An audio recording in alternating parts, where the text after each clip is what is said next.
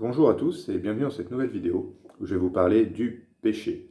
Alors, le péché, dans l'Ancien Testament, le mot signifie manquer sa cible, ce n'est pas un mot propre à la vie de chrétien, manquer sa cible, manquer son objectif, manquer à ce qu'on devait faire.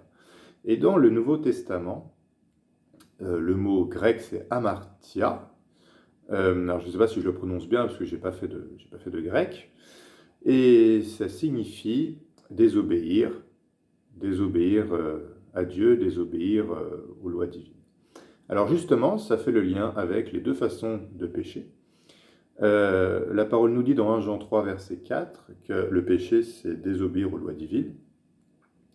Mais c'est aussi, dans Jacques 4, verset 17, manquer de faire ce qui est juste. Vous savez que, par exemple, vous deviez prier pour quelqu'un, vous avez oublié, vous n'avez pas eu le temps, vous avez remis à plus tard. Eh bien, c'est un péché. Vous avez manqué l'acte que vous deviez faire et vous le saviez. Alors, dans Romains chapitre 14, il y a deux versets qui sont intéressants. Dans le verset 10, « Mais toi, pourquoi juges-tu ton frère, ou toi, pourquoi méprises-tu ton frère, puisque nous comparaîtrons tous devant le tribunal de Dieu ?»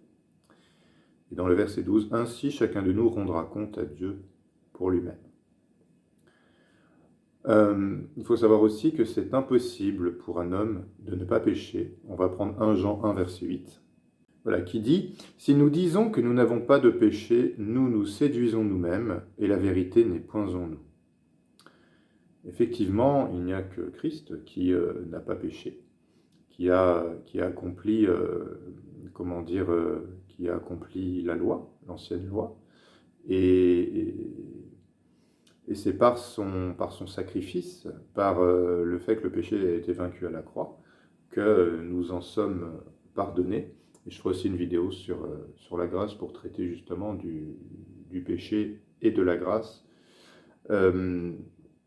Voilà, donc il n'est pas possible de ne pas pécher. Ceci dit, bien évidemment, pour éviter de donner déjà de se désaligner par rapport à Dieu, pour éviter aussi de noircir son cœur, pour éviter aussi d'avoir des attaques, pour éviter de donner à l'adversaire des jetons supplémentaires sur l'échiquier, ou un terrain favorable, eh bien évidemment il est beaucoup mieux de se garder du péché.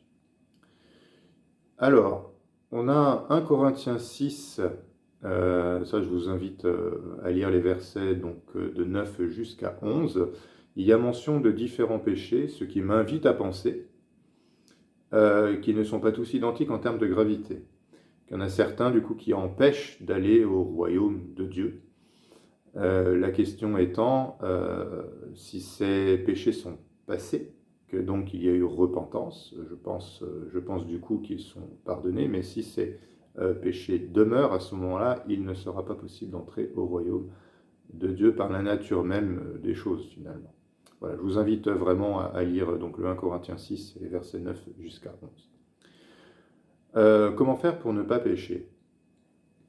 On a 1 Jean 3, de 4 jusqu'à 8, qui nous dit que rester en Christ permet de ne pas pécher.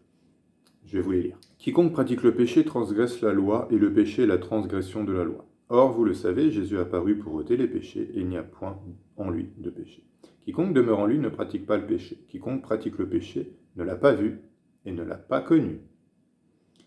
Petits enfants, que personne ne vous séduise. Celui qui pratique la justice est juste, comme lui-même est juste.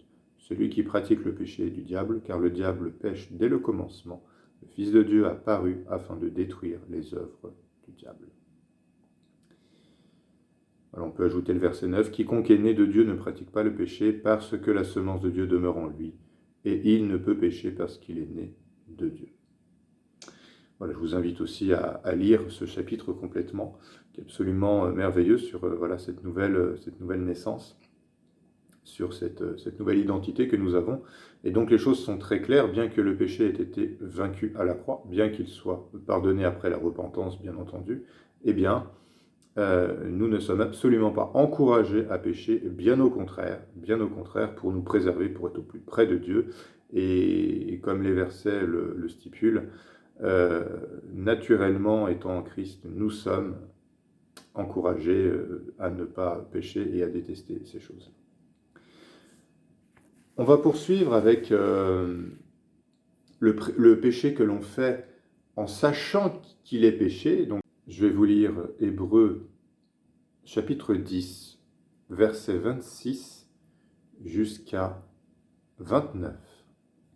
Car si nous péchons volontairement après avoir reçu la connaissance de la vérité, il ne reste plus de sacrifice pour les péchés, mais une attente terrible du jugement et l'ardeur d'un feu qui dévorera les rebelles. Celui qui a violé la loi de Moïse meurt sans miséricorde, sur la déposition de 2 ou de 3 témoins.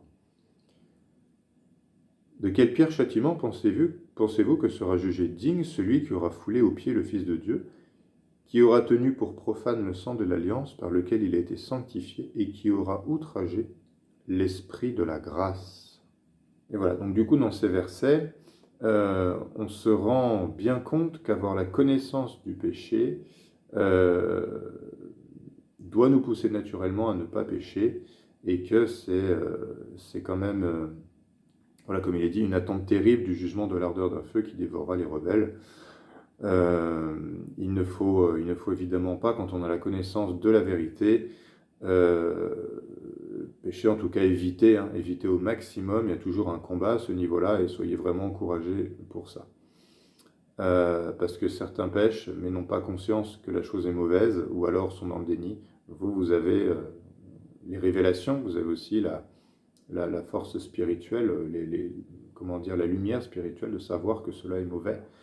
Et justement, profitez-en pour, du coup, de demeurer loin du péché. Qu'est-ce qui se passe lorsque justement on est dans le déni? C'est-à-dire que on fait passer, comme pour les fêtes païennes, la fête de Néouéla, qu'on appelle traditionnellement Noël. Qu'est-ce qui se passe lorsqu'on fait croire à d'autres chrétiens que cette fête-là est bonne? Et j'ai eu la réponse dans Ésaïe 5, verset 20. « Malheur à ceux qui appellent le mal bien et le bien mal, qui changent les ténèbres en lumière et la lumière en ténèbres, qui changent l'amertume en douceur et la douceur en amertume. » Voilà. Donc, demeurons dans la vérité. Il vaut mieux dire « Je sais que c'est mal, mais je ne parviens pas encore à y renoncer », ce qui est une loyauté de cœur, une honnêteté de cœur, qu'au contraire, fermer les yeux et de vouloir arranger la parole de Dieu,